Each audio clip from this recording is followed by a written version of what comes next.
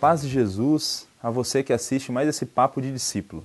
Hoje, queria falar com você sobre convocação, com base no texto de Marcos 1, versículos 14 e 15, que narra os primeiros lances do ministério de Jesus aqui na terra.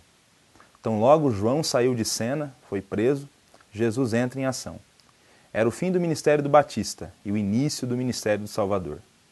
Neste texto, lemos que depois de João ter sido preso, Jesus foi para Galiléia pregando o Evangelho de Deus e dizendo: o tempo está cumprido e o reino de Deus está próximo. Arrependei-vos e crede no Evangelho. Sem dúvida, o principal tema da mensagem de Jesus foi o reino de Deus. Basicamente, à luz do Novo Testamento, o significado de reino é governo.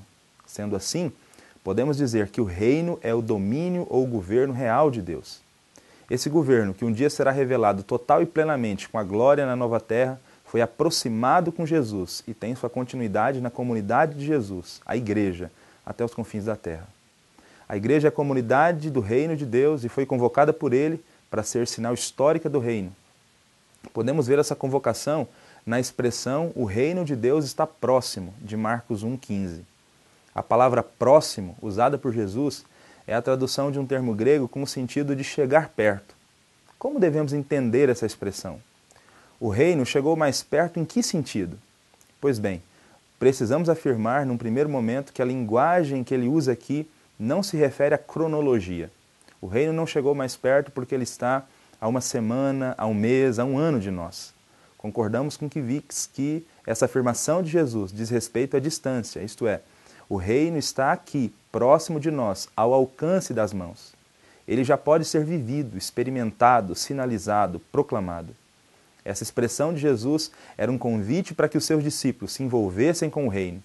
Com a chegada do reino, que é o domínio de Deus, a bagunça causada pelo pecado começaria a ser reorganizada. Por causa do pecado, a rebelião se instalou no mundo. Mas ela pode ser vencida. E o tempo dessa restauração do domínio de Deus havia chegado. O rei legítimo, que é Jesus, havia chegado.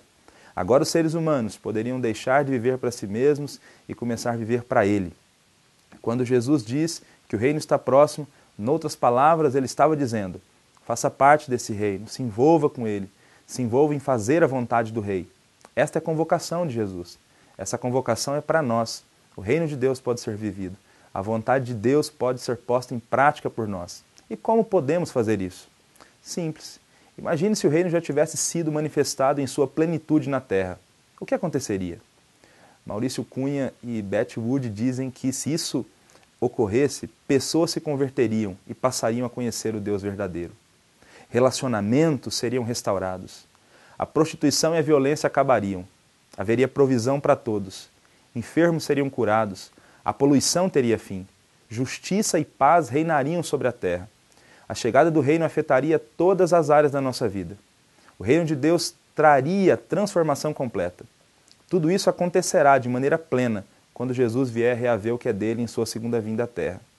Contudo, até que esse dia chegue, o nosso desafio é trabalhar no e para o reino, aqui e agora. Somos chamados por Jesus a ansiar pelo reino futuro, mas a colocar a mão na massa e nos comprometermos com o reino no presente. Foi isso que ele ensinou também na parábola das 10 minas em Lucas capítulo 19. Não podemos esperar a chegada do reino em plenitude de braços cruzados, pois o reino já está entre nós em certa medida. O reino de Deus já chegou mais perto. Já que fazemos parte do reino, é impossível mantermos o compromisso com ele sem que nos envolvamos com o anúncio dessa realidade a outras pessoas que ainda não o conhecem. Precisamos desafiar pessoas a reconhecê-lo como rei em seus corações. Precisamos também nos envolver com a agenda do reino e com os valores do reino. Você, que é cidadão do reino, precisa ser contra a injustiça social, a violência, a prostituição, a miséria, a poluição.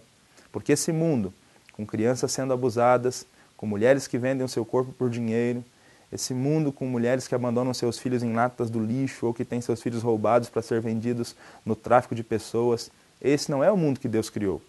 Esse mundo com poluição, com florestas sendo destruídas, não é o mundo que Deus criou. Esse mundo com fome, com miséria e terremotos por todos os lugares, não é o mundo que Deus criou. Este caos foi causado pelo pecado, mas Deus tem uma proposta de reorganização. Tudo será reorganizado. Se você é cidadão do reino, anuncie essas verdades e faça o que estiver ao seu alcance para abrandar esses efeitos devastadores do pecado na vida do seu semelhante. Esta é a convocação de Jesus para nós. Vivencie essa convocação. Viva o Reino.